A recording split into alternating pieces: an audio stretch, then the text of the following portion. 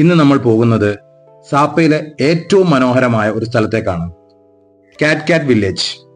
മലകളുടെ ഇടയിൽ ഒളിച്ചിരിക്കുന്ന ഈ ഗ്രാമം പ്രകൃതി സൗന്ദര്യവും ജനങ്ങളുടെ പൈതൃകവും ഒരുമിച്ച് കാണാനാകുന്ന അദ്ഭുത ലോകം തന്നെയാണ്. സുഹൃത്തുക്കളോടൊപ്പം എൻ്റെ ഈ യാത്ര കാറ്റ് വില്ലേജിലേക്കാണ്. അപ്പൊ നമുക്ക് തുടങ്ങാം. അപ്പോൾ എല്ലാവർക്കും വിയറ്റ്നാം യാത്രയുടെ 5ാമത്തെ എപ്പിസോഡിലേക്ക് സ്വാഗതം. സാപ്പയിലാണുള്ളത്. അങ്ങനെ ഫെൻസിപ്പാൻ മലനിരകളിലെ കാഴ്ചകളൊക്കെ കണ്ട് അടുത്തത് ഞങ്ങൾ പോകുന്നത് സാപ്പയിലെ തന്നെ ഏറ്റവും മനോഹരമായിട്ടുള്ള സ്ഥലമായിട്ടുള്ള കാറ്റ് വില്ലേജിലേക്കാണ്. പോകുന്ന വഴിക്ക് നമുക്ക് കണ്ണിന് കുളിർമയേകുന്ന പച്ചപ്പാർന്ന കാഴ്ചകളാണ് റോഡിന്റെ ഇരുവശങ്ങളിൽ നമുക്ക് കാണാൻ സാധിക്കുന്നത്. ശരിക്കും നമുക്കൊരു നാട്ടിലൊരു ഊട്ടിയിലൊക്കെ പോകുന്ന മാതിരിയുള്ള അതേ ഫീലാണ് നമുക്ക് കാറ്റ് വില്ലേജിലേക്ക് പോകുമ്പോൾ കാണാൻ സാധിക്കുന്നത്. അങ്ങനെ കാറ്റ് വില്ലേജിന്റെ എൻട്രിയിൽ ഞങ്ങൾ വണ്ടി പാർക്ക് ചെയ്തു. എൻട്രി ടിക്കറ്റ് എടുത്ത് ഞങ്ങൾ കാറ്റ് വില്ലേജിന്റെ കാഴ്ചകളിലേക്ക് നടന്നിറങ്ങുകയാണ്. ഇറങ്ങുക എന്ന് പറയുമ്പോൾ കുറച്ചൊന്നല്ല ഗൈസ്, കുറച്ച് തോനെ ഇറങ്ങാനുണ്ട്.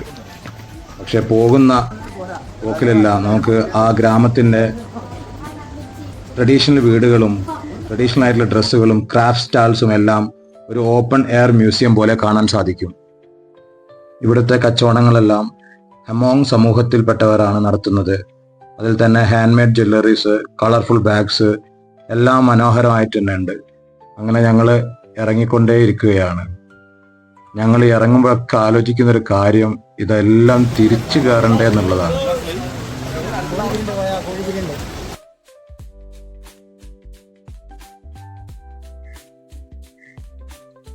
അങ്ങനെ നമ്മൾ കാറ്റ് ഗ്രാമത്തിൽ പ്രവേശിച്ചു.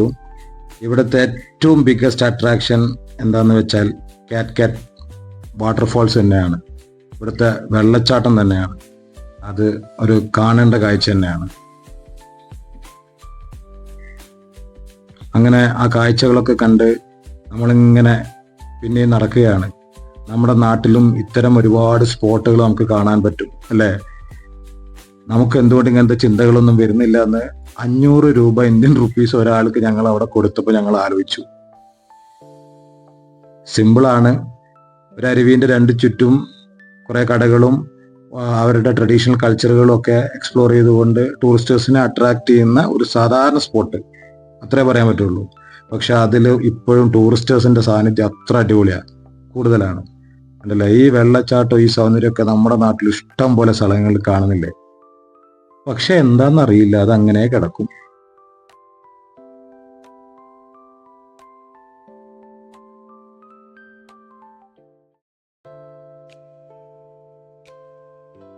അങ്ങനെ കാഴ്ചകളൊക്കെ കണ്ട് വീരാൻ നടക്കുകയാണ്.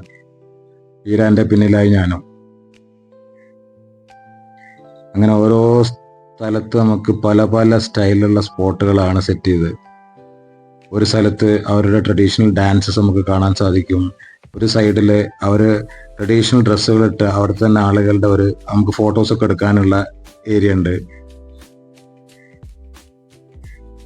ചെറിയ ഇൻവെസ്റ്റ്മെന്റ് ആണെങ്കിലും ആളുകൾക്ക് ഇഷ്ടപ്പെടും. കാരണം ഭയങ്കര ഫോട്ടോസൊക്കെ ഭയങ്കര അടിപൊളിയാണ് ഇവിടെ നിൽക്കുന്നതൊക്കെ.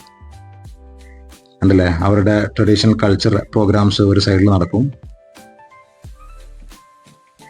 അതൊക്കെ കണ്ട് നമ്മളെപ്പോലുള്ള ആളുകൾ അത് ആസ്വദിച്ച്, അതേമാതിരി കുതിര സവാരി,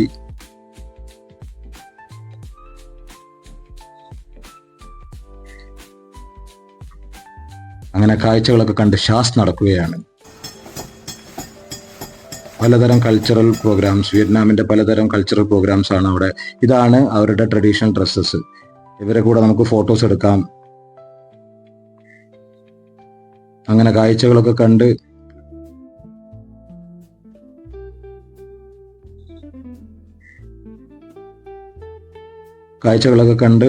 ഒരു ചെറിയ ജ്യൂസൊക്കെ കുടിച്ച് ക്ഷീണമൊക്കെ ഒന്ന് മാറ്റി ഞങ്ങൾ തിരിച്ച് ഞങ്ങളുടെ റൂമിലേക്ക് പോകാനുള്ള പ്ലാനിലാണ്.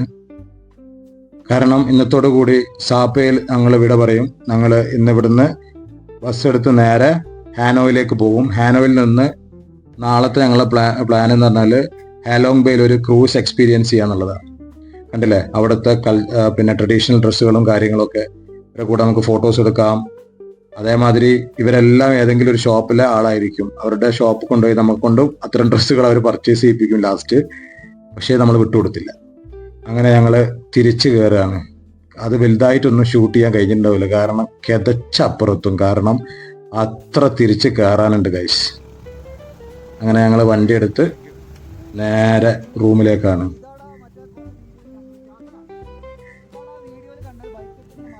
പോകുന്ന പോക്കിലെ കാഴ്ചകളൊക്കെ കണ്ണിന് വളരെ കുളിർമയേകുന്ന കാഴ്ചകളാണ്.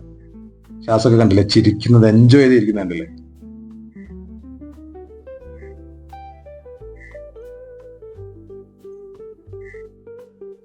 അങ്ങനെ നേരെ റൂമിൽ പോയി ഞങ്ങൾ ഡ്രസ്സൊക്കെ പാക്ക് ചെയ്ത് ഞങ്ങൾ ബുക്ക് ചെയ്ത ബസ് ലക്ഷ്യമാക്കി വിട്ടു. അങ്ങനെ ഞങ്ങൾ ബസ്സിൻ്റെ അടുത്ത് എത്തി. ഇനി ഞങ്ങളെ പോക്ക് നേരെ ഹാനോയിലേക്കാണ്. വിയറ്റ്നാം മറ്റ് വീഡിയോസ് മുകളിൽ ഡിസ്ക്രിപ്ഷനിൽ കൊടുത്തിട്ടുണ്ട്. താങ്ക്